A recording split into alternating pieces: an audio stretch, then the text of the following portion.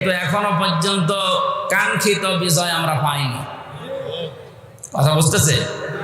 কাঙ্ক্ষিত বিজয় তখন হবে যখন আল্লাহর বিধান দিয়ে এই জমিনটা চলবে। এখনো পর্যন্ত একটা বিধান কায়েম হয়নি, আস্তে আস্তে হবে। আশা করছি ইসলামের হাতে আসবে এ দেশ। যে জালেমগুলো বিদায় নেওয়ার কারণে যে আফসোস করে, তার তো আফসোস করার কথা না। কোরআনে কারীম জানিয়েছে, ওয়ালা ইয়াহসাবান্নাল্লাযীনা কাফারু আন্নামা নুমলি লাহুম লিয়াখায়রুল লিআনফুসিহিম। হে নবী, কোরআনে কারীম থেকে আপনি ওই কাফেরদেরকে আপনি জানান।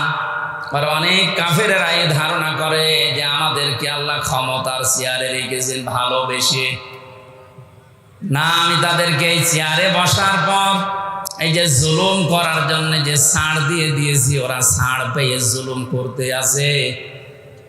ইন্নামা নুমলি লাহুম লিয়াজদাদু ইসমা। ওদের এই চেয়ার দিয়েছিলাম, টাকা পয়সা দিয়েছিলাম, অর্থ সম্পদ, প্রভাব, প্রতিপত্তি, বিত্ত, বৈভব এগুলো দিয়েছি এই জন্যে যেন ওদের পাপের মার্জা পুরাপুরি হয়ে যায়। পাপের মার্জা দেখলাম যখন পুরাপুরি হয়ে গেল, 5 মিনিট সময় চেয়েছিল যে একটা বক্তব্য লিখে যায় জাতির জন্য, আল্লাহ সে সময়ও দেয়নি। কারণ ইসমা, পাপ পরিপূর্ণ হয়ে গেছে। আপনি লিখবেন কি? তাদের জন্য অপমানজনক শাস্তি আমি আল্লাহ রেডি করে রেখেছি। সুতরাং ক্ষমতা পেয়ে যারা, চেয়ার পেয়ে, টাকা পয়সা পেয়ে যারা মনে করেছিলেন আল্লাহ আমাদেরকে ভালোবেসে দিয়েছে, ভালোবেসে দেয়নি। আপনার পাপ যেন পরিপূর্ণরূপে পূর্ণ হয়ে যায়, এই জন্য আল্লাহ এই সুযোগটা দিয়েছিলেন। আর আপনি সুযোগকে একেবারে 100 ভাগ কাজে লাগিয়েছেন। এমন কোন হীন অপরাধ নেই যাই 15 বছরে হয়নি। যে আমার আগে যে মেহমান বলছিলেন না কেউ রেহাই পায়নি, আসলেও তাই। যারা জালেমদের দলে ছিল তারা কি রেহাই পেয়েছে? তাদেরও তো ক্ষতি হয়ে গেল, কারণ জালেমদের দুনিয়াও শেষ, আখিরাতও শেষ। আমাদের নাই দুনিয়া আপনি ধ্বংস করার চেষ্টা ছিলেন, কিন্তু আপনি নিজেদেরকে কি করলেন বলেন? সারা পৃথিবীর মানুষের কাছে এখন একটাই ঘৃণিত নাম, এই জালেমের। এত নিকৃষ্ট কাজ মানুষ করতে পারে, আয়না ঘরের নাম নিয়ে আমি নিজে না থাকলে বুঝতাম না। উপদেষ্টা আসিফ মাহমুদ কয়েকদিন আগে ঘোষণা দিয়েছে, আয়না ঘর বাংলাদেশে যত জায়গায় আছে একটাও যেন ভেঙে ফেলা না হয়। এটা রেখে দেন। সারা পৃথিবীর মানুষরা দুনিয়া এখানে আসবে দেখার জন্য যে বাংলাদেশে কি আছে, তারা যেন আয়না ঘর দেখে যায়। কিয়ামত পর্যন্ত পৃথিবীর মানুষেরা জানবে যে বাংলাদেশেও একজন জালেম ছিল। ওরা মনে করেছিল আল্লাহ আমাদের ভালোবেসেই দিয়েছে। সূরা আলে ইমরান 4 নম্বর পারার 12 নম্বর পৃষ্ঠা 7 নম্বর লাইনে আয়াতটি আছে। কাফেররা ধারণা করে যে আল্লাহ আমাদেরকে ভালোবেসে এগুলো সব দিয়ে রেখেছে। আমি যখন প্রথম গ্রেপ্তার হই ওই 11 সালে, ওসি সাহেব আমার থানায় নিয়ে বসে, হুজুর ক্ষমতার মালিক কে? আল্লাহ। আল্লাহ ক্ষমতার মালিক। সূরা আলে ইমরানের 26 নম্বর আয়াত পড়ে ব্যাখ্যা করেন। কি ব্যাখ্যা করব? মানে নিজে দেখলাম, পড়লো, ওয়ালিল্লাহুম্মা মালিকাল মুলকি তুতিল মুলকা মান তাশা ওয়া তুইজ্জু মান তাশা ওয়া তুযিল্লু মান তাশা। আল্লাহ পাক বলেন, নবী আপনি বলেন ক্ষমতার মালিক আমি আল্লাহ, যাকে ইচ্ছা দেই, যাকে ইচ্ছা ওখান থেকে নামিয়ে দেই। তো এখন যিনি আছে তাকে তো আল্লাহ ভালোবেসেই দিয়েছে। আপনারা লাফালাফি করেন কেন? কথা তো ঠিকই, আল্লাহ তো দিয়েছে তারে, কারণ উনি যারে ইচ্ছা তারে দেয়, যারে ইচ্ছা নামিয়ে দেয়। এই জন্য কোরআনে কারীম যারা আমরা শুনতে আজ এসেছি ইবাদত মনে করি, যেভাবে ইবাদত করা লাগে আমি আবার বলছি, আল্লাহ যেন ওইভাবে আজকের 1-1.5 ঘন্টা ইবাদত হিসাবে তিনি লিখে দেন। বলেন আমিন। আজকের তেলাওয়াত কিন্তু আয়াত সূরা শূরা সূরা শব্দের শাব্দিক অর্থ হচ্ছে সংসদ। সূরা মানে কি? এটা তো আমি বানালাম নাকি? এই শব্দ শুনলে অনেকের আমার অ্যালার্জি হয়তো, যাদের অ্যালার্জি হয়তো তার এখন নেই, কথা বলে না কেন? আমার তো মনে হয় কোরআনে কারিমের কথাগুলো বাংলার বিভিন্ন প্রান্তে বলতে গিয়ে যারা আলেমদের এই মাইক কেড়ে নিয়েছে ওদের নামের তালিকা করে এখন মোড়ে মোড়ে টাঙিয়ে দেওয়া দরকার। জালেম গুলো যেন কিয়ামতের আগে আর নিজের পরিচয় দিয়ে এলাকায় ঢুকতে না পারে। এখনো যদি কেউ বুঝে না বোঝার ভান করে কোন মুনাফিক আবার যদি এই কাজ শুরু করেন, আপনাকে আল্লাহ অপমান আরো বেশি করবে। কারণ আমির হামজা কথা বলছে ওর বাবার কথা সব নাকি বলেন? এই জন্য আমরা সতর্ককারী হিসাবে এসেছি। আল্লাহ আমাদেরকে নবীদের ওয়ারিস বানিয়েছেন। বিশ্ব নবী সহ যত নবী দুনিয়ায় ছিল সব নবী ছিল সতর্ককারী। আজকের আলোচনার বিষয় হচ্ছে সতর্ক। কি বললাম? আমাদের সতর্ক হওয়া লাগবে। আর এই জন্য এলাকার মানুষ মিলে এই আয়োজন দিয়েছে যেন আমরা সতর্ক হতে পারি। সূরা মানে সংসদ। 53টা আয়াত দিয়েছেন আল্লাহ, 5টা রুকু আছে। একটা মাত্র আয়াত পড়েছি, 5টা ভাগ করেছেন আল্লাহ এই আয়াতের ভেতরে। আমরা এই 5টা বিষয়ে তাফসীর যেহেতু লিখে দিয়েছেন ওইভাবে আমরা কথা বলার চেষ্টা চালাবো ইনশাআল্লাহ। কথা বলছিলাম উনি নিজে পছন্দ করেন কিন্তু তার এই বান্দা বান্দিরা এটা পছন্দ করে না। 1 নম্বরে কন্যা সন্তান। সুতরাং মেয়েদেরকে যে জোর ভয় দেখানো হচ্ছে, বিশ্বনবী ওই ভয়টা 1500 বছর আগে কাটিয়ে গিয়েছেন। কথা বলেন না কেন? আপনারা সব করতে পারবেন, শুধু পর্দা এইটা মেনটেন করে আপনি সব করতে পারবেন, কোনো নিষেধ নেই আপনার। সুতরাং ডান বলেন বাম বলেন নাস্তিক বলেন আর যাই বলেন, যারা উল্টা পাল্টা ভয় দেখাচ্ছে এগুলো তাদের নিজেদের স্বার্থে। আল্লাহ আমাদেরকে বোঝার তৌফিক দিন, বলেন আমিন। 2 নম্বরে মেহমান। মেহমান যে ধরনের হোক, নবীজি বলেন কেউ যদি আল্লাহ এবং কিয়ামতে জবাব দিতে হবে এই বিশ্বাস করে, সে যেন অবশ্যই মেহমানের সম্মান করে। কারণ মেহমান যখন আপনার বাড়িতে আসবে সে তার নিজের খাবার নিয়ে আসবে, আপনি শুধু আপ্যায়ন করার কারণে পুরাটা সাদগা দেওয়ার সওয়াব পাবেন। 3 নম্বরে বৃষ্টি, এটা মাঝে মাঝে আমাদের উপরে হচ্ছে, এটা আল্লাহর রহমত। 4 নম্বরে রোগ ব্যাধি। 4 নম্বর কি? রোগ ব্যাধি আল্লাহ এই কারণে দেন, বান্দার চলতে ফিরতে উঠতে বসতে যে সমস্ত অপরাধগুলো হয় আল্লাহর কাছে যাওয়ার আগ পর্যন্ত যেন আপনি একেবারেই পূত পবিত্র হয়ে যেতে পারেন। এই জন্য রোগ শোক দিয়ে আল্লাহ মাঝে মাঝে আপনাকে পূত পবিত্র করে নিয়ে যেতে চান। রোগ শোক হলে আপনি ভেঙে পড়বেন না, আল্লাহর উপরে রাগ বাড়াবেন না, এটা আপনার গুনাহ মাপের কারণ। নবীজি বলেন যদি পায়ে কাঁটাও ফোটে জ্বর হয় তাও মনে করবো আমার একটা গুনাহ মাফ হয়ে গেল। বলেন সুবহানাল্লাহ। ওয়ামা আসাবাকুম মিন মুসিবাতিন ফাবিমা কাসাবাত আইদিয়াহুম ওয়া ইয়াফু আন কাসীর। সূরা শুরার ভেতরে আছে আল্লাহ জানিয়েছেন যে সমস্ত বিপদ আপদগুলো তোমাদের উপর আমি মাঝে মাঝে পাঠাই, একটা ইচ্ছা করে পাঠাতে চাই না। তোমরা যে অপরাধগুলো করো এই অপরাধের শাস্তির কারণে কিছু কিছু মাঝে পাঠাই। সব অপরাধের শাস্তি যদি দুনিয়ায় দিয়ে দিতাম শ্বাস করার সময় পেতে না। এই জন্য রোগ শোক হলে ভেঙে পড়বেন না। কিছু মানুষের অভিযোগ হয়ে যায় আল্লাহর উপরে, আল্লাহ তুমি আমার এই শুধু দেখো, পাশের বাড়িতে কেউ দেখে না। আরে ভাই আপনার রোগ দিয়েছে যে কোনো একটা অপরাধ মুক্ত করার জন্যে, যে কোনো একটা গুনাহ মাফ করার জন্যে, নয়তো কঠিন ময়দানে গিয়ে আপনি ধরা খান, এটা আল্লাহ চাই না। এই জন্য এই রোগটা দিয়েছে। সহ্য করে গেলে, ধৈর্য ধারণ করলে 2টা সওয়াব পাওয়া যাবে। জোরে বল সুবহানাল্লাহ। আমরা যা আয়াত পড়েছি ভাই ব্যাখ্যায় যাচ্ছি সরাসরি। ওয়াকাযালিকা আওহাইনা ইলাইকা, এইভাবে করে আমি আপনার প্রতি ওহী নাযিল করেছি। এইভাবে, কোন ভাবে? তাফসীরে ফি জিলালিল কোরআনে লিখেছেন, মুফাসসির বলেন এইভাবে মানে এর আগে আল্লাহ বহু নবীকে আল্লাহ ওহী দিয়েছিলেন ঠিক এইভাবে। আমরা জানি 104 খানা কিতাব আল্লাহ দুনিয়ায় দিয়েছেন, তার ভেতরে বড় বড় 4টা 100টা সহিফা। নবীদের উপর আল্লাহ কম বেশি যেগুলো দিয়েছিলেন, এই 104 খানা কিতাব 3 খানা কিতাবে আল্লাহ যা দিয়েছে সবগুলো সামারাইজ করে আমার আল্লাহ কোরআনে কারিমে ঢুকিয়ে দিয়েছে।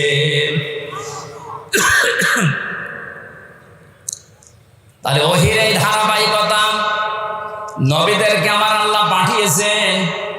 নবী হওয়ার জন্য যতগুলো যোগ্যতা লাগে তার ভেতরে 1 নম্বরে নবীরা ওহি পাবে।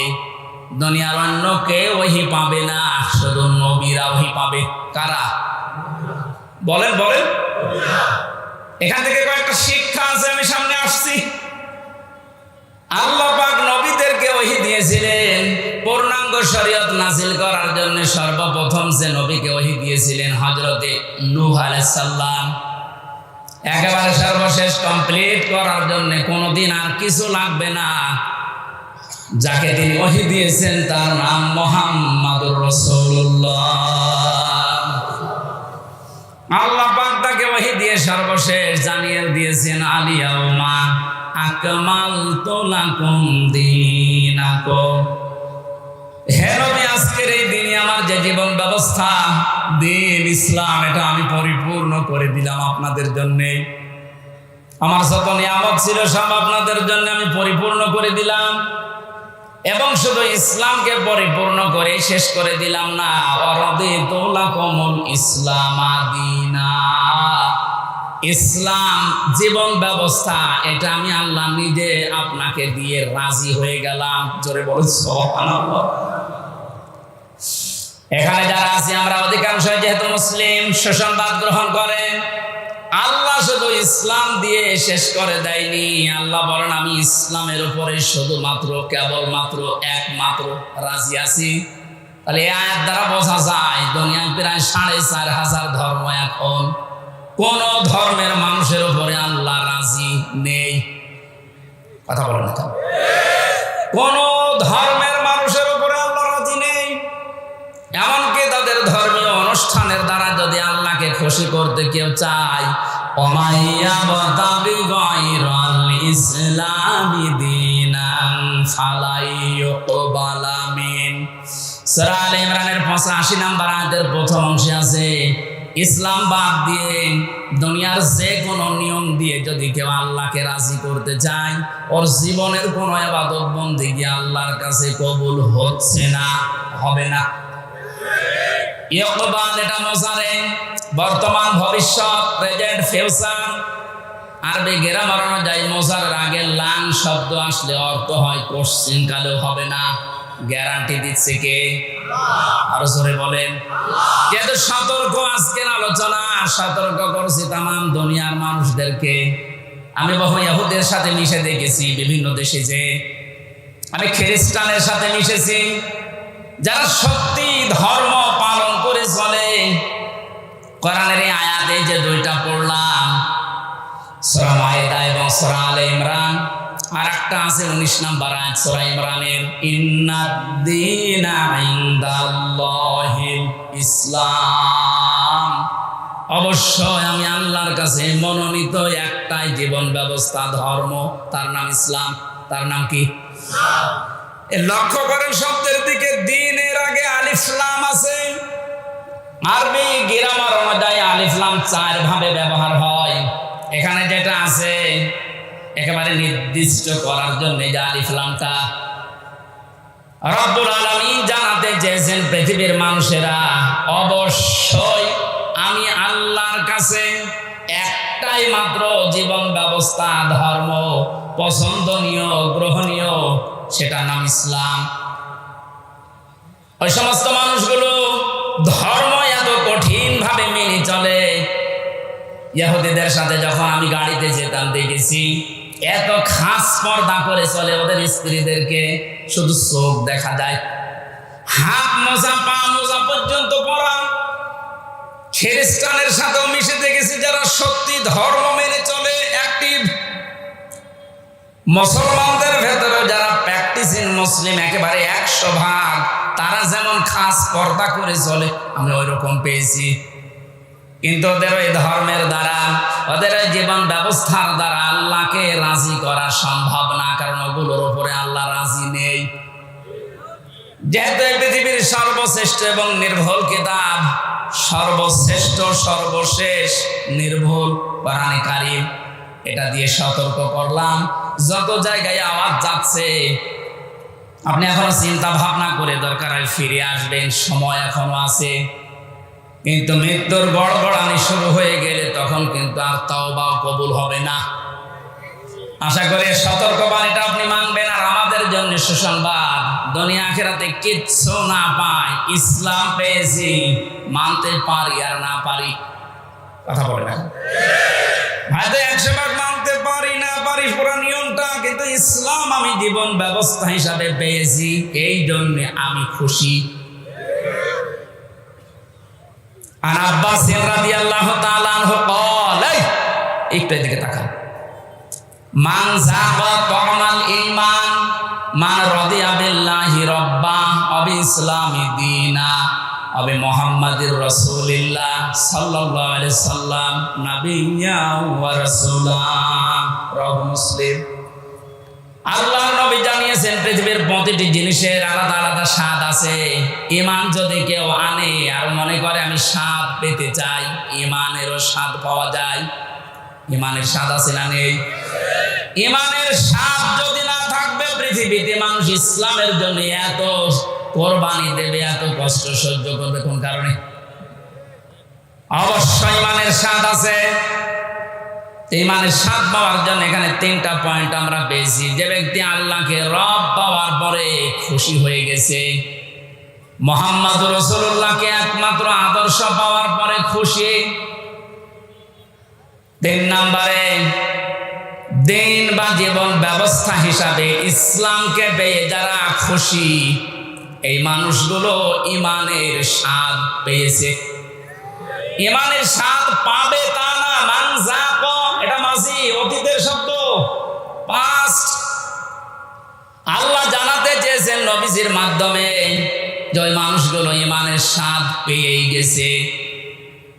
আপনি এখন মিষ্টি খেলে স্বাদ পান, তেঁতুল খেলে আরেকটা স্বাদ পান। পৃথিবীতে সর্বশ্রেষ্ঠ দামি জিনিস আমাদের কাছে ঈমান, এর স্বাদ পাওয়া যাবে না? এই স্বাদ যদি সত্যি সত্যি কেউ পেতে চায়, ইসলাম বাদ দিয়ে পৃথিবীর কোন ধর্ম সঠিক এ কথা বলাও তার জন্য জায়েজ নেই। যদি আজ অনেকে উদারতার পরিচয় দিতে গিয়ে বলছে না পৃথিবীর সব ধর্ম সঠিক, ইসলাম একটু বেশি সঠিক, এ কথা বললে আপনার ঈমান নষ্ট হয়ে যাবে। কারণ দিনের আগে আল্লাহ আলিফ লাম খেলা করার জন্য দেয়নি। আমার কথা বুঝতেছে? আমি সেই দিন মান্দা কোন জায়গায় এসে বলেছিলাম যে ওযু করলে মানুষের ওযু ভেঙে যায় 7টা কারণে, নামাজে দাঁড়ালে নামাজও ভেঙে যায় 19টা কারণে, হজ করতে গিয়েছে যারা হজও ভেঙে যায়, রোজা রেখেছে যারা রোজাও ভেঙে যায় 2টা কারণে। এরকম প্রত্যেকটি ইবাদতের নষ্ট হওয়ার পেছনে কিছু না কিছু কারণ আছে। কথা বলে না কেন? সবচাইতে দামি যেটা তার নাম ঈমান। এটা না হলে আপনি জান্নাতের দরজার কাছে যেতে পারবেন না। এই ঈমানও মানুষের ভেঙে যায়, নষ্ট হয়ে যায়। 10টা কারণ পেয়েছি কোরআন হাদিসে, 10টা কারণে মানুষের ঈমান ভেঙে যায়, নষ্ট হয়ে যায়। তার ভেতরে 9 নাম্বার কারণ এইটা যে মানুষ পৃথিবীর সব ধর্মকে সঠিক মনে করে, তার ঈমান নষ্ট হয়ে যায়। সুশীল সমাজের ভেতরে উদারতার পরিচয় দিতে গিয়ে অনেককে এরকম উল্টা পাল্টা বোঝাচ্ছে খ্রিস্টান আর ইহুদিদেরকে খুশি করার জন্য। আমি কথা বোঝাতে পেরেছি? এই জন্য আমাদের আফসোস, দুঃখ, কোনো কিছুই নেই, কিচ্ছু না পাই। জীবন ব্যবস্থা হিসাবে আমরা পেয়েছি ইসলাম। কি পেয়েছি? আরো জোরে বলেন। নবীজিকে আল্লাহ জানিয়েছেন যে এইভাবে যত নবীকে আমি আল্লাহ ওহী দিয়েছিলাম নবী হওয়ার যোগ্যতা অর্জন করার জন্য, তার ধারাবাহিকতায় আপনাকে আমি দিলাম ওহী। কে দিয়েছি আপনার ওহী? কুরআনান আরাবিয়্যা। আপনাকে আমি দিয়েছি আরবি ভাষায় কোরআন। কোরআন কোন ভাষায়? সবাই বলেন। এখানে আমার একটা সতর্কের বিষয় আছে। আমার আগে যিনি আলোচনা করছিলেন কি জানো না? নুরুল আমিন, ওনাকে সহ বহু আলেমের মুখে এখন আমি কোরআনে কারিমে এখনো পর্যন্ত অশুদ্ধ শুনতে পাচ্ছি। এটা আফসোসের বিষয়। উনি অবশ্যই টাইটেল পাস বা কামিল পাস করেছেন, তো মাওলানা আগে লেখা আছে কোন কারণে?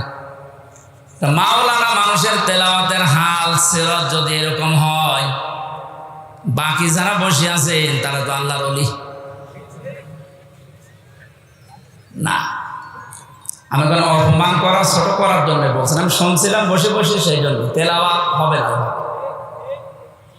সর্বোচ্চ 8-10টা কায়দা লাগে গ্রামারে। তাসবিহের 8-10টা কায়দা একটু ভালোভাবে আয়ত্ত করতে পারলে আপনি কোরআন শুদ্ধ করে পড়তে পারবেন। এটাকে নফল না ফরজ? ফরজ, নামাজের মতো ফরজ। নামাজ যতগুলো কারণে ভেঙে যায়, তার প্রথম কারণে কেউ যদি কোরআন অশুদ্ধ পড়ে, উনি যেভাবে পড়েছে তেলাওয়াত করছিল, ওটা যদি নামাজে পড়ে ওনার নামাজ হবে না, কারণ অর্থ পাল্টিয়ে গেছে। যেখানে এক আলিফ টান নেই এমন টান দিয়েছে মনে হচ্ছে এখান থেকে গোদাগাড়ি পর্যন্ত।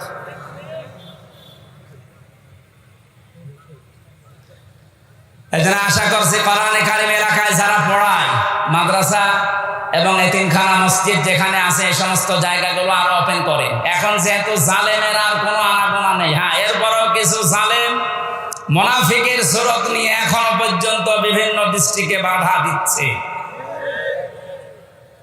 সাফ কথা শুনে যারা কোরআনে কারিম পড়া, বোঝা, কোরআনে কারিমকে প্রচার করা, প্রতিষ্ঠা করায় বাধা দেয়, এরা টাটকা নির্ভেজাল কাফের, কোনো সন্দেহ নেই। এরা যদি মারা যায়, কোরআন বাধা দিয়েছে, কোরআন প্রচারে, প্রসারে, প্রতিষ্ঠায়, শিক্ষায়, এ মানুষগুলো মারা গেলে ওর জানাজার দরকার নেই, কবরে দেওয়ার দরকার নেই। আজকে যদিও আমার একজন দায়িত্বশীল বলছিল একটু এত কড়া করে বলা ঠিক না, মানুষের অন্তরে একটু দুঃখ লাগে। তা আল্লাহ যদি এ ফোর্সে বলে, আমি এ ফোর্স থামাবো কি করে? আল্লাহ মনে হয় বলেনি, আমি মনে হয় বানালাম। সূরা বাকারার ভেতরে আছে, আমান আযলামু মিম্মান মানা মাসাজিদাল্লাহ। সূরা বাকারার ভেতরে আল্লাহ জানিয়েছেন, আমি আল্লাহর দৃষ্টিতে সব চাইতে বড় জালেম ওইটা, যেই লোকটা আমি আল্লাহর ঘর মসজিদে আমার নাম, আমার জিকির, আমার কোরআনের আলোচনা হতে বাধা দেয়, বন্ধ করে দেয়। এ 15 বছর কোন জালেমের এইরকম সাহস হয়নি যে কোরআনে কারিম মসজিদে পড়লে বাধা দিয়েছে, বন্ধ করে দিয়েছে। কিন্তু এখন আমি অনেক জালেমকে প্রকাশ্য দেখতে পাচ্ছি, মসজিদে কোরআনের দাস হচ্ছে, মুসলমান নাম যে বন্ধ করে দিচ্ছে। আরে ভাই, কাজ তো কাফেরের কাজ। আপনি যে নামেই করেন না কেন, বুঝে করেন আর না বুঝে করেন, এখনই থামেন, না এটা আপনি চির বঞ্চিত হয়ে যাবেন হেদায়েত থেকে। আপনার দুনিয়াও হারাবেন জালেমদের মতো, আখিরাত তো হারিয়ে ফেলেছেন। ওখানে যদি হামজার কথায় বাধা দেওয়া হতো, কিচ্ছু মনে করতাম না, আরো বাহবা দিতাম, বাধা দেন। কিন্তু কথাগুলো তো হামজার না, আল্লাহর হামজা অ্যাডভার্টাইজ করছে। আমি আয়াতটা আপনাদেরকে লাইন পারা পৃষ্ঠা দিয়ে বলছি, আবার মন খারাপ করবে অনেকে যে না এটা মনে হয় বানিয়ে বলছে। আমান আযলামু মিম্মান যুকির মিম্মান মানা মাসাজিদাল্লাহি। একটা একটা করে অর্থ বলছি। ওয়ামান এবং মান মানে যে ব্যক্তি, আযলাম ইসমে তাফসীর, এটা সুপারলেটিভ ডিগ্রি, এর চাইতে বড় শব্দ আর ভয়ঙ্কর শব্দ কোরআনে নেই। আল্লাহ বলেন সবচাইতে বড় জালেম ওই লোকটা। ইংরেজিতে যেমন গুড, বেস্ট, বেটার বলে, এই যে এটা সেটা, এর চাইতে বড় কিছু হয় না আরবি ভাষায়।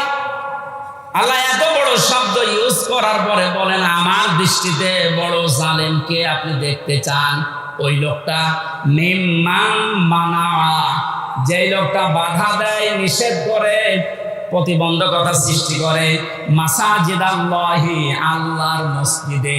মসজিদ কার? বলেন বলেন। আল্লাহর মসজিদে বাধা দেয়, প্রতিবন্ধকতা সৃষ্টি করে। কি করতে?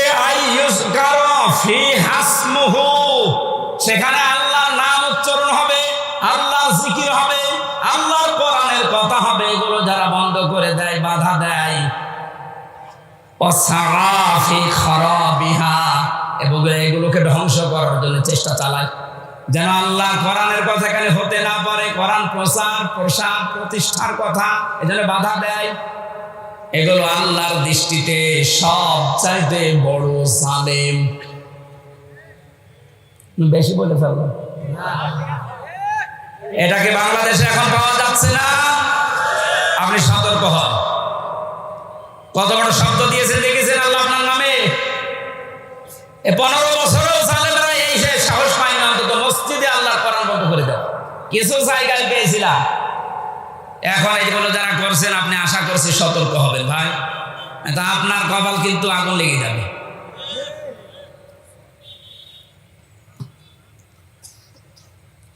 এই আয়াতের ভেতরে পেয়েছিলাম কোরআনান আরবিয়্যা, কোরআনে কারীম আপনার পথে আমি দিয়েছি ইংরেজি ভাষায়। কি বলেন না কেন? কেন আরবি ভাষায় দিলাম? পৃথিবীর যত ভাষা আছে সবচাইতে সহজ ভাষা আল্লাহর কাছে আরবি ভাষা, কিন্তু আজ এটা অনেকের কাছে কঠিন করে রেখেছি আমরা। কত বড় বড় মানুষেরা ফতোয়া দিচ্ছে যে এটা আমাদের জন্য না, এটা আলেমদের জন্য। কে বলেছে আপনাকে?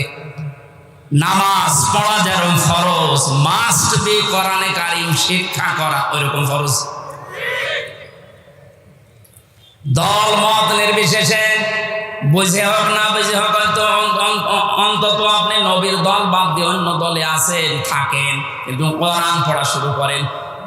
জেলখানায় বহু মানুষকে আমি উল্টা পাল্টা দেখেছি। কোরআনে কারীম 1 বছর 1.5 বছর পড়ার পরে ওই মানুষগুলোরা এত পরিবর্তন হয়েছে। এটা আমাদের কুষ্টিয়ার কৃতি সন্তান আবরারকে যারা হত্যা করেছিল, এর 13 জনের ফাঁসি হয়েছিল। এর ভেতরে 4 জনকে মাওলানা জসিমউদ্দিন রহমানী সাহেব নিচে বসে বসে হাফেজে কোরআন বানিয়ে দিয়েছে। এই যে পড়া কোরআন শরীফ যাদের মুখস্থ হয়ে গেছে, শুধু মুখস্থ না, এরা অনেক অর্থ পর্যন্ত এখন বুঝতেছে, কারণ আরবি গ্রামার ওর ভেতরে পড়ায় আলেমদের কাছে। ওরা যে পর্যায়ে এখন আছে, এখন অনুশোচনা করে, অনুতপ্ত হয় যে আমরা জালেমদের কথা মতো ভুল করে ফেলেছি। সত্যি যদি ওরা কোনোদিন আসতে পারে বাইরে, আপনি ওদেরকে কোড়াল মেরে কোরআনের কাছ থেকেও সরাতে পারবেন না। এজন্য আহ্বান জানাচ্ছে আপনি আরবি ভাষাটা শেখেন। ওয়ালাকাদ ইয়াসসারনাল কোরআনা লিযিকরি ফাহাল মিন মুদ্দাকির। 4 বার আল্লাহ একটা কোরআনে 1 সূরার ভেতরে দিয়েছেন। আমি কোরআন সহজ করে দিয়েছি তোমাদের জন্য। এরপরও এখান থেকে শিক্ষা করা, উপদেশ নেওয়ার মতো কি কেউ পাবো না? কে বলছে? এই জন্য যেখানে আছেন আগে কোরআনের কাছে আসেন, এইটা শেখেন। আপনাকে আমি আমার বাবার দিকে ডাকছি না, ডাকছি আমার আল্লাহর কোরআন শিক্ষার জন্য। এই দুনিয়াতে যেহেতু কোরআনে কারীম দিয়ে সতর্ক করার জন্য নবীদের প্রতি আল্লাহ ওহী করেছেন সতর্কবাণী হিসাবে। প্রথম সতর্কের ভেতরে পেয়েছি লিতুনদিরা উম্মাল কুরা ওয়া মান হাওলাহা। একটু খেয়াল করে শুনবেন। আল্লাহ পাক বলেন এই আরবি ভাষায় কোরআনে কারীম আপনার পথে আমি ওহী করলাম। কেন জানেন?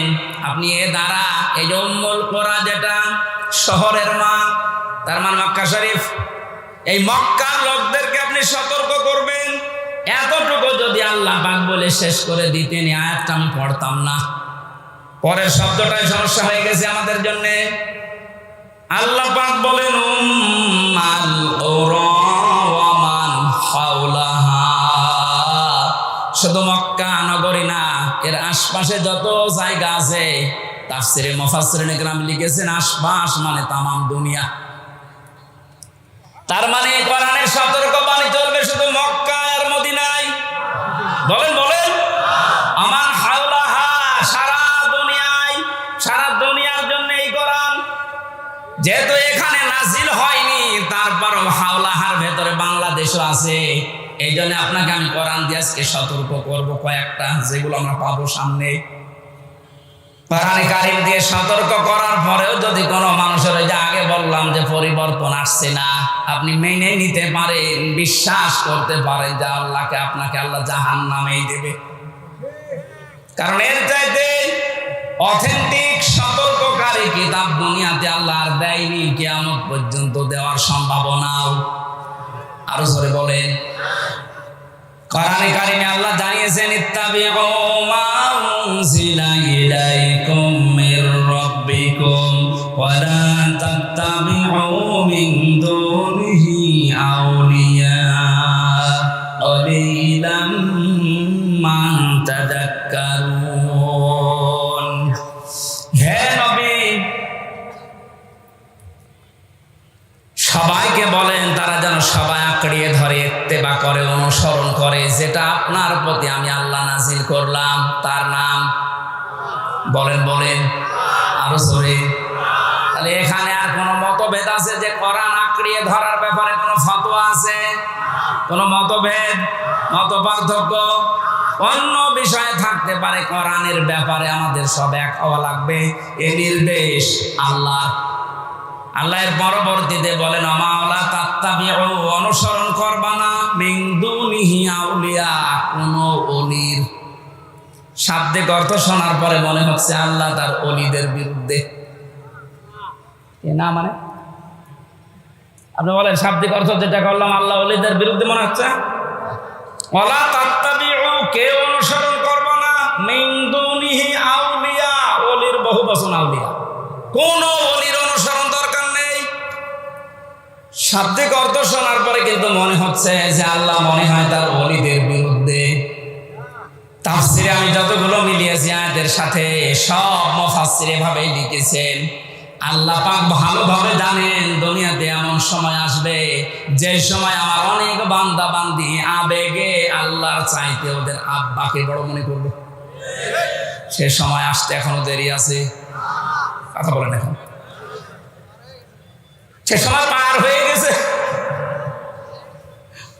আল্লাহর চাইতে আব্বাকে এত বড় মনে করেছিল। আল্লাহর ঘোষণা ওর পছন্দ হয়নি। আল্লাহর ঘোষণা ছিল কি, মিল্লাতা আবিকুম ইব্রাহিম, তোদের আছে জাতির পিতা ইব্রাহিম। এটা কোরআনের আয়াত না? এই কথা বলেন না কেন? এটা পুরো উল্টিয়ে, জাতির পিতা ইব্রাহিম আমরা মানি না, আমার পিতা ইব্রাহিম, আমার পিতা জাতির পিতা। আল্লাহ ওটা দাঁড় করাতে দিয়েছে। কথা বলেন কেন? শুধু হেলিকপ্টারে উঠতে দেরি। আমি তো দেখতের সময় ছাদের উপরে থেকে দেখছিলাম, একজন আমারে বলছে কিছুক্ষণ পরে সেনাবাহিনী বসেছে, ঘোষণা আসবে। তারপর ওই সময় গুলি চলছিল। 14 জন আমার সামনেই মারা গেছে 5 তারিখে। 1:30টার পরেই কিছুক্ষণ পরে 2টায় উনি ভাষণ দেবে, হলো না 3টায় দেবে, হলো না 4টায় দেবে সেনাবাহিনীর প্রধান। এ পর্যন্ত আসতে আসতে আর মাত্র 1 ঘন্টা। 4টার পরে ভাষণ শুনে 5টার আগে শুনছি কুষ্টিয়ার বাবা আর নেই। যে কয়টা বাবা যেখানে ছিল সে ছবি আকারে হোক আর পাথর দিয়ে হোক একেবারে গুড়িয়ে দিয়েছে। কোন বাবার অনুসরণ যেন না করা হয়, এই জন্য আল্লাহ কোরআনে কারিমে সতর্কবাণী দিচ্ছেন।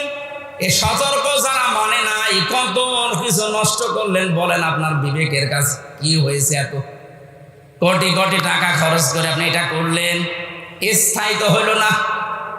ঘন্টা ব্যাপী সময় লাগে না, যে যেটা দিয়ে পেরেছে ভেঙেছে। অনেকে ভাঙতে না পারলে পোশাক করেছে। আমি কাবা শরীফে যখন তাওয়াফ করছিলাম, ওপরে ওঠার পরে আমার পেটে হঠাৎ ব্যথা। এক পুলিশকে জিজ্ঞাসা করলাম, ভাই এতক্ষণ তো ভালোই ছিলাম, 7 চক্কর দিলাম, কিছু হইল না, এ কোন জায়গায় আসলাম, পেটে ব্যথা করছে। পুলিশ আমারে বলছে, ইয়া হাজিউল হুজ্জা দায়না বিলাদুকা, ও হাজিবার দেশ কোথায়? যে তুমি বাংলাদেশ। বাংলাদেশ থেকে এসেছি। ওনার ভাষা দিয়ে আমারে বলছে, আপনি জানেন না এটা কোন জায়গা? না তো। আবু জাহেলের বাড়ি। আপনি এখনো পায়খানা না করে দাঁড়িয়ে আছেন, তাড়াতাড়ি করেন। সত্যি কথা বলছি, পায়খানা করে দেখে আমার পেটের ব্যথা ভালো হয়ে গেছে। আল্লাহ আমাকে যেন জানাতে চাচ্ছিল, হামজা ওই সময় 3.5 লাখ টাকা লাগবে 16 সালে। এত টাকা খরচ করে আসলে আরো শয়তানের মুখে পায়খানা না করে চলে যাবা, তাড়াতাড়ি করো। পেটের ব্যথা দিয়েছিল কে? কথা বলে না কেন? এত দামি জায়গা কাবার পাশে, আমার মনে হয় কাবা শরীফ থেকে আবু জেহেলের বাড়ি কাছে, এরপরে নবীর বাড়ি, তাই না? কাবার পাশে যে জায়গা তার দাম বেশি না কম? বেশি। মানে আপনি এখন 1 কাঠা কিনে দেখেন তো, এত দামি জায়গা।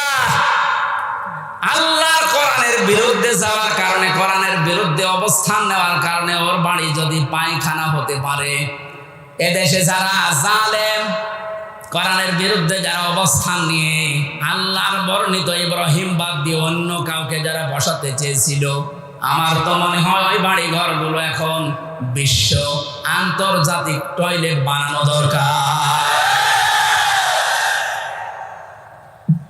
মানুষ যেন ওখানে যে পেটে ব্যথা উঠলে কাম সারতে পারে, কারণ এই জায়গাগুলো অভিশপ্ত। জালেমরা যেখানে থাকে এই জায়গাটা হয়ে যায় অভিশপ্ত। আমরা মিনা থেকে মুজদালিফায় যাওয়ার আগে দেখেছি বারবার যারা পেছনে থাকে বলে এখান থেকে দৌড়ান কেন? কারণ এটা জায়গাটা গজবের জায়গা। গজবের কিছু জায়গা আছে যেখানে জালেমেরা বসবাস করে, জায়গাটাই আল্লাহ গজবের জায়গা বানিয়ে দেয়। আর আমার তো মনে হচ্ছে এই দেশটায় যারা জুলুম করেছে 1734 জন মানুষ ছিল মেন দায়িত্বে, এদের অধিকাংশ বসবাসের জায়গাগুলো এখন গজবের জায়গা। আজ অনেক জালেম এখন মাঝে মাঝে কল দেয় যে হুজুর আপনি যা বলেন এর জন্য তো আমারও ভয় লাগে, আতঙ্ক লাগে, আপনি আমার নাম বলে দেন কেন? আমি তো সেরকম কিছু করি না। কিচ্ছু করেন না। আপনি নিজেই বলতেন যে হুজুর আপনার দোষ নেই, আমি জানি। তে জানেন আপনি, আপনাকে একটু যদি সাহায্য করতেন, উপরে যে কয়টা স্যার আছে আপনার যদি বলতেন যে কিচ্ছু জানেন এ বিষয়ে, আমার তো দায়িত্ব দিয়েছেন রিমান্ডের, কিছু পাইনি, কি করব, একটু নর্মাল করে দে, তাহলে আমার 3 বছর থাকা লাগে না। আপনি উপরে উপরে বলতেন আর ভেতরে যে এমন এমন কথা লাগাতেন, ওরা নিজেরা আপনারে বলতো পিটান, হুজুরের পিটান। আমি নাম আর নেই না, নামও নিচ্ছি না, কিন্তু আপনি যা করেছেন বিবেকের কাছে আপনি জিজ্ঞাসা করেন, আপনি ঘুমাতে পারবেন না। কোরআনে কারীম দিয়ে সতর্ক করা দরকার, শুধু মক্কা মদিনা না, তামাম পৃথিবী। এজন্য আলেম যারা দাবি করে, নবীর ওয়ারিস যারা, এই দাবিদার মানুষগুলোর উচিত পেছনের দিকে না তাকিয়ে কোরআন দিয়ে তামাম দুনিয়া চষে বেড়ানো। আল্লাহ ওই দায়িত্ব এখন আলেমদেরকে, এই ছোট্ট গোলাম হামজাকেও দিয়েছে। আমি যেন ইখলাসের সাথে পরিপূর্ণভাবে পালন করার চেষ্টা করতে পারি, বলেন আমিন। আল্লাহ রাব্বুল আলামিনের পরে জানিয়েছেন তুনযিরা ইয়াউমাল জামিঈ লা রাইবা ফীহি ফারিকুন ফিল জান্নাতি ওয়া ফারিকুন ফিস সাঈর। এখানে দুইটা তথ্য আছে। এতদিন একটা ভ্রান্ত ধারণায় ছিলেন, আশা করছি এটা মিটবে, বিশেষ করে আলেমরা। আপনারা আছেন তো? অতন্তির ভয় দেখান, ইয়াউমাল জামিঈ লা রাইবা ফীহি, ওই দিন সম্পর্কে ভয় দেখাও মানুষদেরকে, যেই দিনের কোনো সন্দেহ নেই। আর আমরা সবাই এখন থেকে জানছি ওই দিনের নাম কিয়ামতের দিন। কোন দিন? এমন একটা ভয়াবহ আল্লাহ পাক তৈরি করেছেন কিয়ামতের এই দিনটাকে। রব্বুল আলামিন বলেন ওয়ালা ইয়াসআলু হামীমুন হামীমা। সেই দিন বন্ধু বন্ধুর সামনে প্রশ্ন করবে, ইউবাসসারুনাহুম, তাদেরকে যখন দৃষ্টিগোচর করা হবে এর সামনে উঠে, এই সামনাসামনি যখন মানুষ আসবে, লাউ ইয়াফতাদি মিন আযাবি ইয়াউমিদিন বিবানি, আল্লাহর কাছে নিজের সন্তান পর্যন্ত দিয়ে বলবে আল্লাহ এটা আমি দিয়ে দিলাম, আমারে মুক্তি দাও, এইটা মুক্তিপণ। এটা কি? জেলখানায় থাকাকালীন এই সাবজেক্টটা আমাকে পড়িয়েছিল এটিএম আজহার সাহেব, উনি এখনো ভেতরে আছে। আমার একবার ডাক দিয়ে বলছে, হামজা তুমি তো বিভিন্ন বই পড়ো, বাইরে তো যাবা চলে, এক কাজ করো, প্রোডাক্টিভ মুসলিম আমার কাছে আছে, এই জেলার আর সোপার হিন্দু, ও আসলে বই কেড়ে নিয়ে চলে যায়। তোমার দ্বারা যেহেতু প্রচার হবে জাতির ভেতরে, বইটা নিয়ে যাও, এই যে এই চ্যাপ্টার গুলো পড়ে মানুষকে শোনাবা, তার ভেতরে মুক্তিপণ এটা ছিল। ওটা যখন পড়ছিলাম আমার মনে হচ্ছে কিয়ামত আমার সামনে আল্লাহ তুলে ধরেছে। আমি দেখে দেখে বলছি কোরআনে কারীম, আল্লাহ রাব্বুল আলামিন বলেন লাউ ইয়াফতাদি মিন আযাবি লাউ ইয়াবাদুল মুজরিমু লাউ ইয়াফতাদি মিন আযাবি ইয়াউমিদিন বিবানি। এই যে কিয়ামতের সতর্কবাণী আল্লাহ শোনাতে বললেন কেন?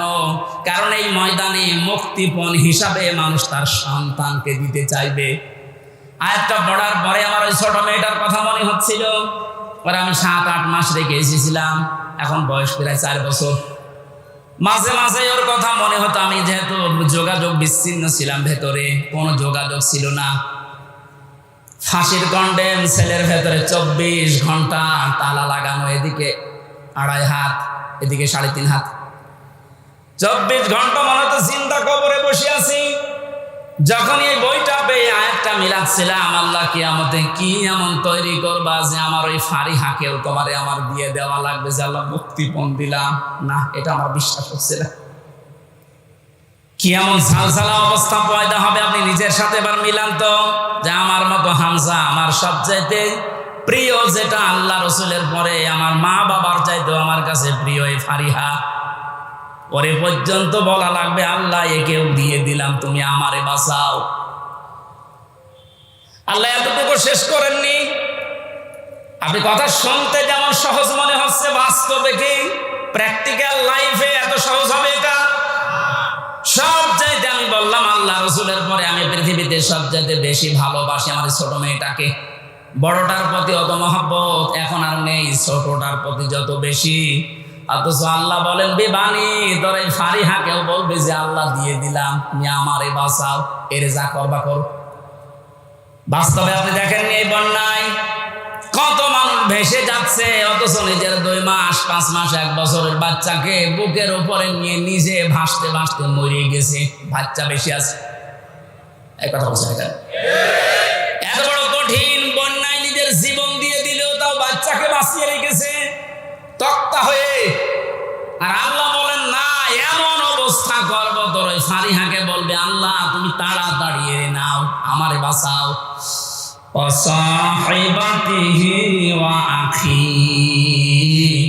সাহেব শব্দের 2টা অর্থ হয়, 1 নম্বরে স্ত্রী, 2 নম্বরে বন্ধু বান্ধব। ও আখিহি, এবং তার ভাই। এই ভাই মানে শুধু আপন ভাই না, এ ভাই মানে দলীয় ভাই আছে। দলীয় ভাই দেশে নেই? এক কথা বলেন না কেন? বড় ভাই আছে, মেজ ভাই আছে, ছোট ভাই আছে।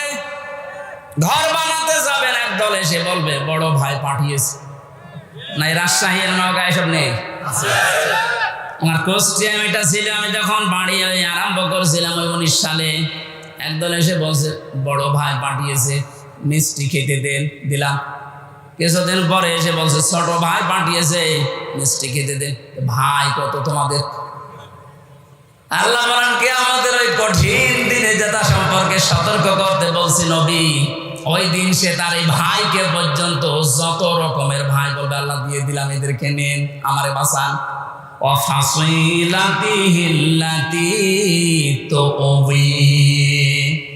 তার নিজের জ্ঞাতি গোষ্ঠী, দলীয় লোক সব দিতে চাইবে। আজ বাংলাদেশের এই ছোট্ট বিপদে অনেকে দেখেন মুখ খুলে সব দিতে রাজি হয়ে যাচ্ছে। কালকে একজনকে শুধু ডিম দেয়নি, শুধু ডিম দেখিয়েছে, তাইও বলছে আমার যা আছে সব নিয়ে যান, ডিম দেবেন না।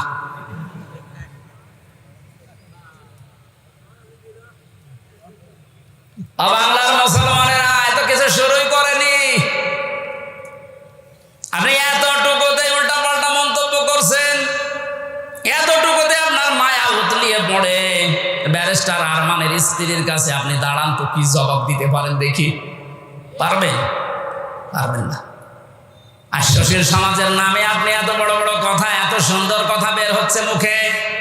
যেদিন আমার মাথায় দড়ি দিয়ে, পায়ে ডান্ডা বেরি লাগিয়ে, হাতের ভেতরে হ্যান্ডকাপ দিয়ে, কালো কাপড় দিয়ে চোখ বেঁধে টেনে নিয়ে যাচ্ছিল গরুর মতো, কোথায় ছিলেন আপনি সেদিন?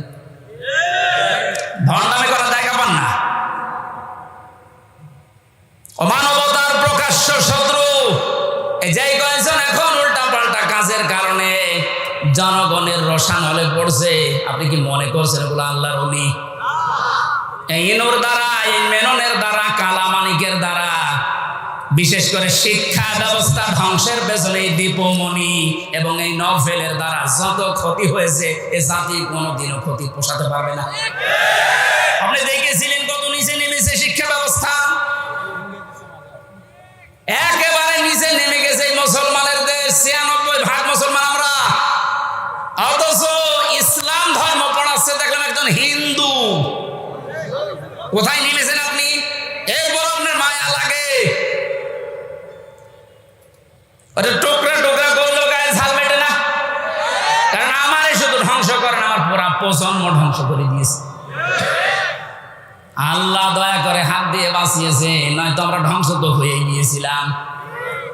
৯৬% মুসলমানের শেষে যদি একটা হিন্দু ইসলাম ধর্ম বই পড়ায়, তো কোথায় আছে আপনি শিক্ষা ব্যবস্থা বলেন?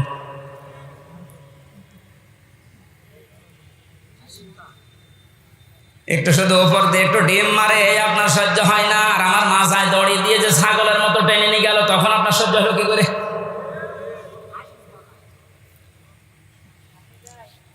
রব্বুল আলামিন বলেন, এই যে যত জ্ঞাতি গোষ্ঠী ছিল, দলের লোক ছিল, এ সব কিছুকে বলবে আল্লাহ দিয়ে দিলাম, নেন, আমারে আপনি মুক্তি দেন।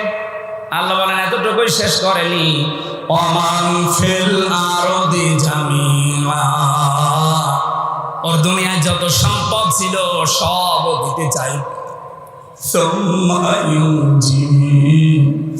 এরপরও বলবে আল্লাহ তুমি আমাকে বাঁচাও বাঁচাও বাঁচাও, এই আওয়াজটা হবে। তাফসিরে ৩ বারে আওয়াজ দেওয়ার পরে আল্লাহ বলেন কাল্লা, কখনো না, ইন্নাহা লাযা,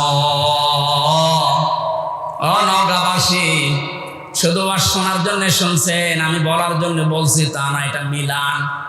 এতগুলো কথা বলতে বলতে আল্লাহ কেমন কঠিন ধমক দিলেন দেখেন। ও তার নিজের সন্তান, স্ত্রী, বন্ধু বান্ধব, ভাই, দলের লোক, গোষ্ঠীর লোক, দুনিয়ার সব সম্পদ দিতে রাজি আছে, যে শুধু মুক্তিপণ হিসাবে দিলাম, আমাকে মুক্তি দেন। আল্লাহ ধমক দিয়ে বলবেন কাল্লা, কখনোই না, ইন্নাহা লাযা, তোকে আমি লাজায় দেব। এখানে একটা শিক্ষা পাবেন, শুনতেছেন? শিক্ষাটা কি? ইন্নাহা লাযা, তোকে আমি লাজায় দেব। লাজা কি? জাহান্নামের একটা দরজার নাম। যে 7টা দরজা আল্লাহ বানিয়েছেন জাহান্নামের, হুতামা, হাবিয়া, জাহিম, জাহান্নাম, সাকার, এই যে লাজা, এটা একটা ভয়ঙ্কর দরজা। আল্লাহ বলেন নাজ্জাআতাল লিশ-শাবা, এ দরজা দিয়ে প্রবেশ করার সঙ্গে সঙ্গে মানুষের চামড়া খসে পড়ে যাবে।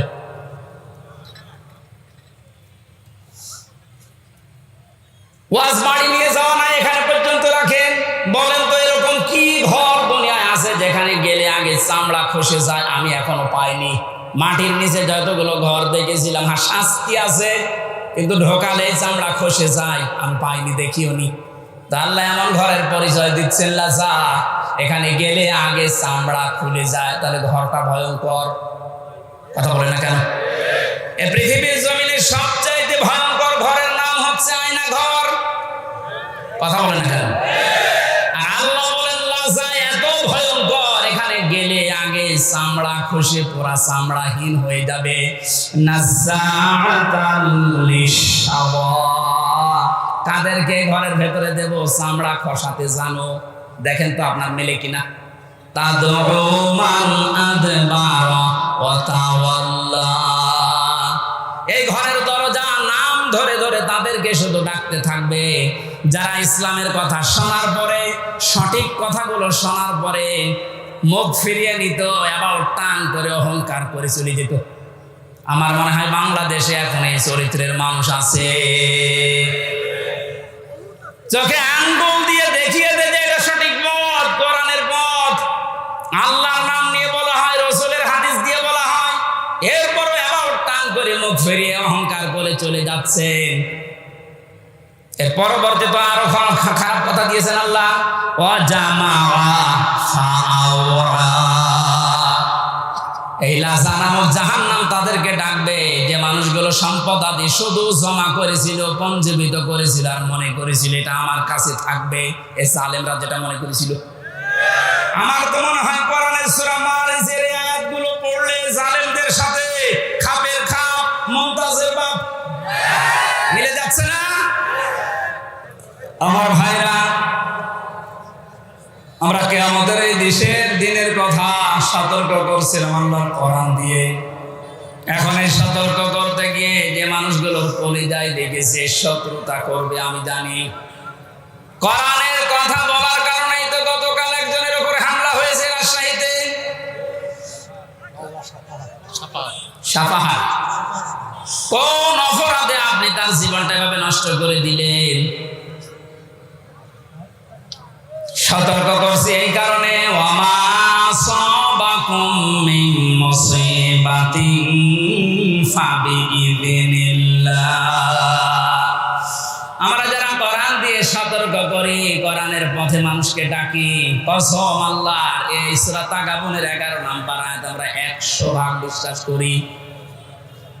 কান খাড়া করে শোনেন, এই পৃথিবীর জালেম এবং মুনাফিকেরা আপনারা যতই ষড়যন্ত্র করেন, আমরা বিশ্বাস করে নিয়েছি যে মুসিবত, যে বিপদ আপদ, এগুলো সব আল্লাহ আগেই লিখে রেখেছেন। এই কারণে আসতেছে।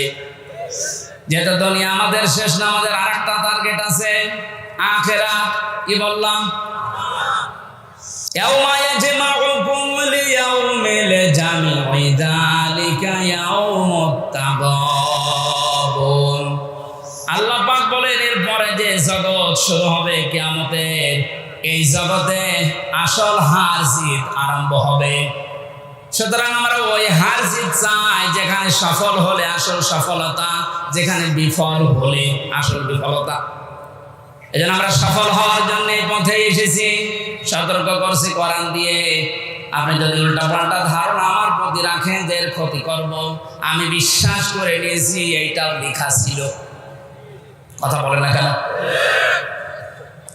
কোরআনে কারিমে সূরা হাদীদের ভেতরে আছে, আল্লাহ রাব্বুল আলামিন বলেন, মা আসাবা মিন মুসিবাতিন ফিল আরদি ওয়ালা ফি আনফুসিকুম ইল্লা ফি কিতাবিন মিন ক্বাবলি আন নাবরাহা ইন্না যালিকা আলাল্লাহি ইয়াসির।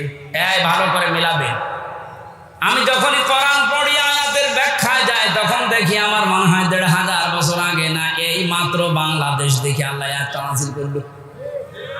আপনি মিলান তো দেখি, মা আসাবাকুম মিন মুসিবাতিন ফিল আরদি, যে সমস্ত মুসিবত, বিপদ আপদ, আনন্দের বিষয় যাই বলেন দুনিয়াতে আসে, তোমাদের উপরে আসে, এগুলো সব আমি আগে থেকে আমার কিতাবে লিপিবদ্ধ করে রেখেছি। আর এটা আমি আল্লাহর জন্য একেবারে সহজ। এই জন্য মুমিনদের জীবনে যদি বিপদ আসে, যদি ধৈর্য ধারণ করতে পারে, আখিরাতে তার পুঁজি তৈরি হয়। আর ধৈর্যের কারণে তার জীবনের অপরাধগুলো আল্লাহ মাফ করে দেয়। কিন্তু এই বিপদ আপদ যাদের কারণে তৈরি হয়, এই জালেমগুলোর দুইটা ক্ষতি। 1 নাম্বার, ওদের দুনিয়ার জীবনে ধ্বংস ছাড়া আর কিছু নেই। কারণ জালেমদের জন্য আমি ওই দিন বলেছিলাম যে বরদোয়া, জালেমদের জন্য মামলা দায়ের করবে সরাসরি আল্লাহ। এই বাংলাদেশে চলো জালেম ছিলেন, আপনি নিজে তো জানেন যে আপনি জালেম কিনা। আপনি জালেম যারা ছিল তারা আল্লাহর মামলার আসামি। আল্লাহর মামলার আসামিদের দুনিয়া আখিরাত তো শেষই। কথা বলেন না কেন? এই জন্য আমরা যারা বিপদে পড়ি, আমাদের কোনো আফসোস নেই, জানি এগুলো কিতাবে লেখা আছে, হবে এটা। দুইটা উপকার আমাদের জন্য। আমরা যদি কোনো নিয়ামত পাই, একেবারে আনন্দে আত্মহারা হয়ে উল্টা পাল্টা কাজে আমরা জড়িয়ে পড়ি না। আজ দুনিয়াদার যারা দেখতে পেলাম এই 5 তারিখ থেকে 31 তারিখ পর্যন্ত, আখিরাতের টার্গেট যাদের নেই, কিতাবে যাদের বিশ্বাস নেই, এই মানুষগুলো 5 তারিখ থেকে 31 তারিখ পর্যন্ত বিজয় একটা পাওয়ার পরই তারা লুটপাট আরম্ভ করে দিয়েছে। তাদের পূর্বের চরিত্র বর্ণনা হচ্ছে ফিরে এসেছে। কোরআনে কারীম জানাচ্ছে, লিকাইলা তাসাউ আলা মা ফাতাকুম ওয়া লা তাফরাহু বিমা আতাকুম আল্লাহু লা ইউহিব্বু কুল্লা মুখতালিন ফাখুর। আমি তোমাদের উপরে বিপদ দেই এই কারণে, আনন্দ দেই এই কারণে যে বেশি নিয়ামত পাওয়ার পরে আবার এরকম মনে করবা না যে যা আর দুনিয়ায় চিন্তা নেই, যা পাবো তাই খাবো না। আবার বিপদে পড়লে হায় হতাশ করবা না। বেশি আনন্দিত হওয়া যাবে না, আবার দুঃখে মন ভারাক্রান্ত করে থাকা যাবে না। মুমিন যারা তাদেরকে কোনোদিন হতাশা পেড়ে বসে না। মুমিন যারা, যাদের ভেতরে আল্লাহর পরকালের বিশ্বাস আছে, ওরা সব সময় এক। এর বাস্তবতা আপনি এখন লক্ষ্য করছেন আমিরে জামাতের কথায়, তার অ্যাক্টিভিটিস আপনি দেখতে পাচ্ছেন না। লোকটা বিপদও যেরকম ছিল, এই আনন্দও সেরকমই আছে। 5 থেকে 31 তারিখ পর্যন্ত এই 25 দিনের ভেতরে তার মুখে একবারও শুনেছেন যে এত অত্যাচারিত হয়েছে, এবং ঠিক ওই রকম করে আপনারা শুরু করেন বলিস একবার। আপনি তো তার মতো অত বিপদে পড়েননি। সে জেলে আছে, শুধু জেলে না, এরপরেও তার ছেলে জেলখানায়, তার স্ত্রী অসুস্থ, তার অনুসারী ওরকম, তার সহযাত্রী সহযোদ্ধা যারা সব পালিয়ে আছে, অধিকাংশ গুলো যে মানুষগুলো আছে জেলখানায়, এরপরও মানুষের ভেতরে দেখলাম কোনো টেনশন নেই, চিন্তা নেই। আল্লাহ রাব্বুল আলামিন জানিয়েছেন, হে নবী, এই মানুষগুলোকে বসেন, এক জায়গায় বসেন।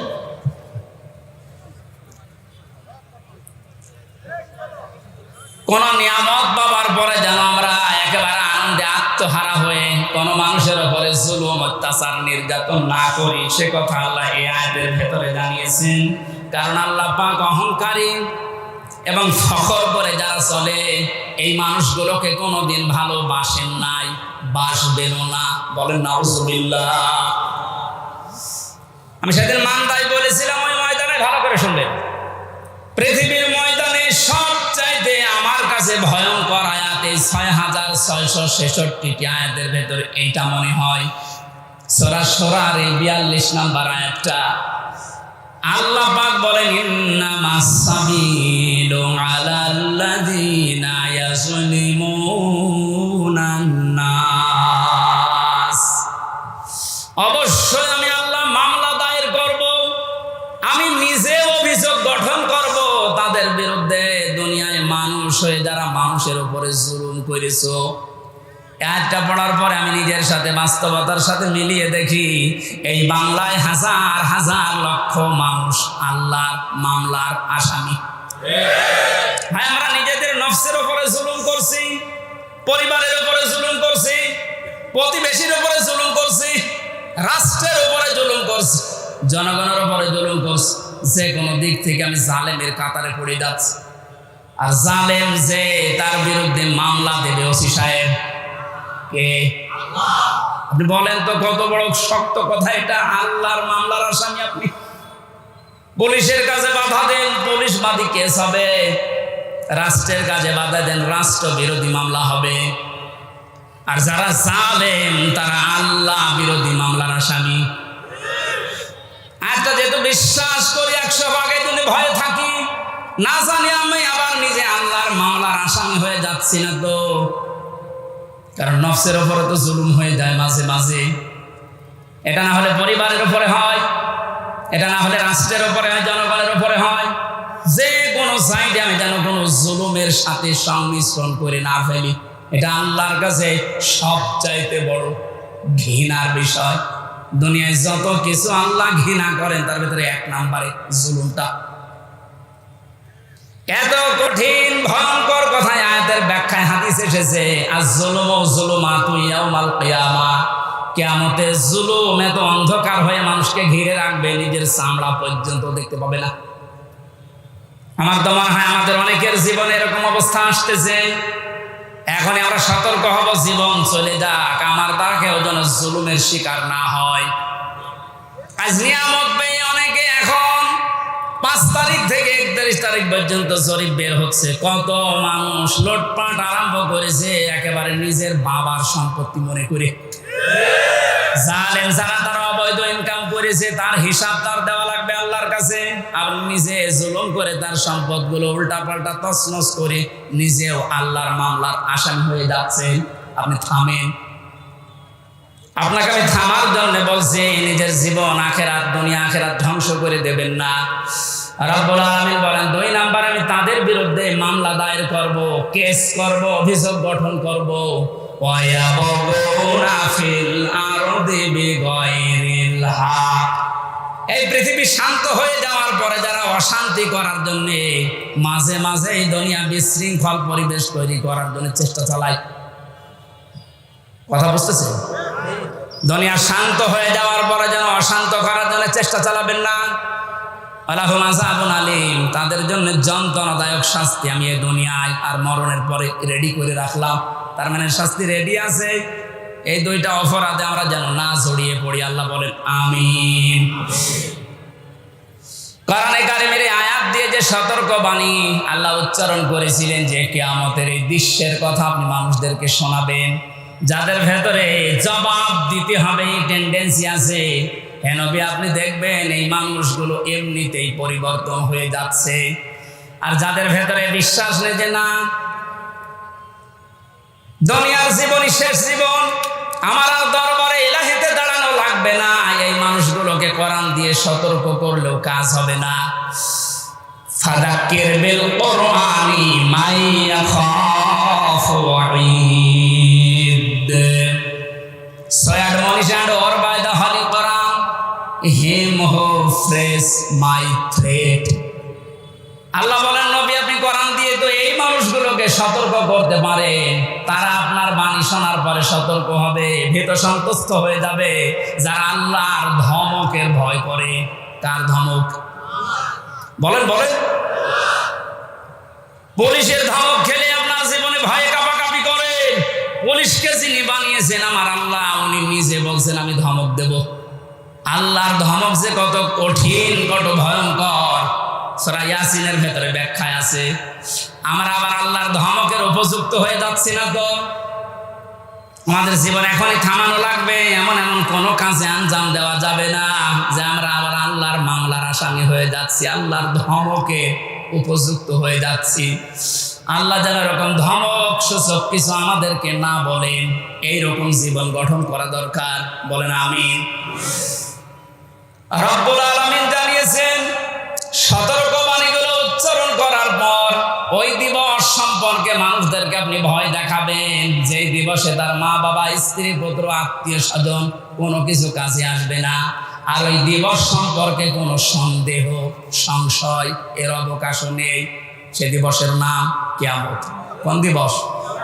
এই কিয়ামতে জবাব দিতে হবে। এই টেন্ডেন্সি যতদিনে জাতির ভেতরে পয়দা না হবে, পুলিশ বলেন, র্যাব বলেন, আরবি বলেন, কোন বাহিনী দিয়ে অপরাধ মুক্ত করা সম্ভব না। মক্কার ওই মানুষগুলো, ওদেরকে পরিবর্তন করার জন্য নবীজি এটা অ্যাপ্লাই করেছিলেন। যারা চুরি করতো, ডাকাতি করতো, নারীর ইজ্জতের জম ছিল, ওই মানুষগুলোকে যখন বোঝাতে পেরেছিলেন আর একটা কিন্তু জগৎ আছে, দাঁড়াতে হবে। হযরত ওমরের মতো এরকম ভয়ঙ্কর কোন মানুষ, এই মানুষটার জীবন এত পরিবর্তন হয়ে গেছে, 24 ঘন্টায় তিনি আতঙ্কে থাকতেন, আল্লাহ আমি তোমার সামনে দাঁড়াতে পারবো তো? রাষ্ট্রের সর্বোচ্চ দায়িত্বে ছিলেন হযরত আবু বকর। আজ এই যে 1600 জন 28 জন মানুষ দায়িত্বে ছিল, আমি হাদিসটার সাথে মাঝে মাঝে মিলাতাম। আল্লাহ ওনার সন্তান আব্দুল্লাহ একদিন পায়েস খেতে চেয়েছিল, স্ত্রী ডাক দিয়ে বলছে, স্বামী আপনি তো দেশের দায়িত্বে আছেন, যে টাকা পয়সা নিয়ে আসেন এর দ্বারা আজকে পায়েস তৈরি করা সম্ভব না, আপনি এক কাজ করেন, বাইতুল মালে যিনি আছেন অর্থমন্ত্রীর দায়িত্বে তারে বলেন আগামী মাসের বেতনটা যেন আমাদেরকে দিয়ে দেয়। উনি বললেন ঠিক আছে দেখি। অর্থমন্ত্রীর কাছে বাইতুল মালে যিনি খাজানচিতে আছে বললেন আগামী মাসের যে বেতন পায়, মনে করেন 1200 দিরহাম, আমার আপনি দিয়ে দেন, আগামী মাসে আমার দেওয়া লাগবে না। অর্থমন্ত্রী ওইরকম ছিলেন, ডাক দিয়ে বলে প্রধানমন্ত্রী আপনি যে আগামী 1 মাস বাঁচবেন এইটা একটা লিখিত দেন। আমাদের দেশে যারা দায়িত্ব ছিল, এটা কি যিনি দায়িত্ব ছিল প্রধান, তাকে বলার ক্ষমতা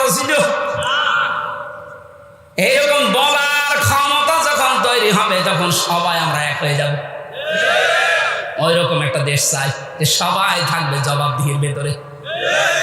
মানে যাই বলেছে অর্থমন্ত্রী যে আপনি 1 মাসের বেতন নিতে চান অগ্রিম, লিখে দেন যে আপনি 1 মাস বাঁচবেন, তারপরে বেতন দেবো। মানে বলছে ঠিক আছে, বেতন লাগবে না। স্ত্রীর কাছে গিয়ে বলছে, স্ত্রী হবে না, আমার এই শর্ত দিয়েছে, আমার তো কোনো গ্যারান্টি নেই। স্ত্রী আর কথা জবাব দিতে পারে নাই।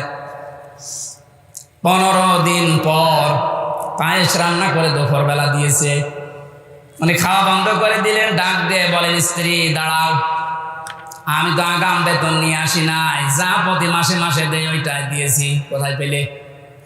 স্ত্রী উম্মে রোমানা ডাক দিয়ে বলে, স্বামী আমার, আপনাকে আমি বলেছিলাম আপনি পারেন নাই, কিন্তু আপনার উপর আমার কোনো রাগ নেই। যেই টাকা আপনি আমাকে হাত খরচের জন্য দেন প্রতি মাসে মাসে, ওখান থেকে আমি 1 মুঠা করে চাল, আটা যাই বলেন তুলে রাখতাম। 15 দিনে প্রায় 2 কেজি হয়ে গেছে। এটা আমি পাশের বাড়িতে বিক্রি করে এই পায়েস রান্না করেছি। হযরতে আবু বকর সিদ্দিক সন্তান আব্দুল্লাহ খাবার খাচ্ছিলেন। আব্দুল্লাহকে ডাক দিয়ে বললেন, তাড়াতাড়ি খেয়ে শেষ করো। ছেলেটার হাত ধরে নিয়ে গেলেন বাইতুল মালে। অর্থ মন্ত্রণালয়ের দায়িত্বে যিনি আছেন খাজানচি অর্থমন্ত্রী বললেন, ভাই আগামী মাস থেকে অন্তত 1200 টাকার জায়গায় আমার 1000 টাকা করে বেতন দেবেন। কারণ আমি যা দেখলাম 1000 টাকা হলো আমার সংসার চলে যাচ্ছে, ওই 200 টাকা থাকলে আমার জনগণের কাজ হবে। কি টেন্ডেন্সি তৈরি করেছিলেন তারা, বলেন তো? তারাও তো আমার মতোই মানুষ ছিল, আমরা পারি না কেন? এই যে জবাব দিতে হবে আমার মালিকের সামনে দাঁড়িয়ে, এটা যতক্ষণ পর্যন্ত 100 ভাগ আপনি বিশ্বাস না করবেন, আপনার দাড়ি লম্বা হতে পারে দরবেশের মতো, আপনার জোব্বা লম্বা হতে পারে, 14 বার হজ করতে পারে, কিন্তু আপনার জীবন পরিবর্তন হবে না। আপনার জীবনকে আপনি পরিচ্ছন্ন করতে পারবেন না। নওগাঁবাসী, আমি আমার ঈমান থেকে কথা বলছি, যতটুকু আমি মানতে পারবো বলে বিশ্বাস করি আমি ততটুকুই বলছি। আমরা জেনে এইরকম চরিত্র অর্জন করতে পারি কোরআন কেন্দ্রিক, বলেন আমিন। ফারিকুম ফিল জান্নাতি ওয়া ফারিকুম ফিস সাঈর। সর্বশেষ আল্লাহ যখন শেষ করে দেবেন বিচার আচার, একদলকে জাহান্নামে পাঠিয়ে দেবেন, একদলকে জান্নাতে পাঠিয়ে দেবেন, এইটাই ফাইনাল, এই শেষ। আমরা যেন যে কোনো এক দলে যেতে পারি তা না। এই যে ফারিকুম ফিল জান্নাহ, আল্লাহর বানানো যে বাগান জান্নাত, এটাই আমার জীবনের আসল টার্গেট বানানো দরকার। এখানে না যাওয়া পর্যন্ত আমার কোনো বিশ্রাম নেই, কারণ আসল জীবনের সফলতা কিন্তু এই বাগানটা। ফামান যুহজিহা আনিন নার ওয়া উদখিলাল জান্নাতা ফাকাদ ফাজ। আল্লাহ বলেন, ওই লোকটার জীবন তো সফল, যাকে বিচার আচার করার পরে আমি আল্লাহ জাহান্নাম থেকে মুক্তি দিয়ে জান্নাতি বলে ঘোষণা দিয়ে দেব, এই লোকটা সফল। সুতরাং ওই জায়গায় পৌঁছানোর আগে আমাদের জীবনের আসল ফাইনাল খেলা নেই, ওইটাই আসল ফাইনাল খেলা, চূড়ান্ত ওই খেলায় যেন আমরা জিততে পারি। আমাল হায়াতুদ দুনিয়া ইল্লা মাতাউল গুরুর। পৃথিবীর মানুষ বারবার বলছি, শোনো, দুনিয়ার জীবনটা কিন্তু খেলাধুলা, রং তামাশা। আল্লাহ আমাদেরকে এটা বোঝার তৌফিক দিন, আমিন। বারাকাল্লাহু লানা ওয়া লাকুম ফিল কোরআনিল আযীম।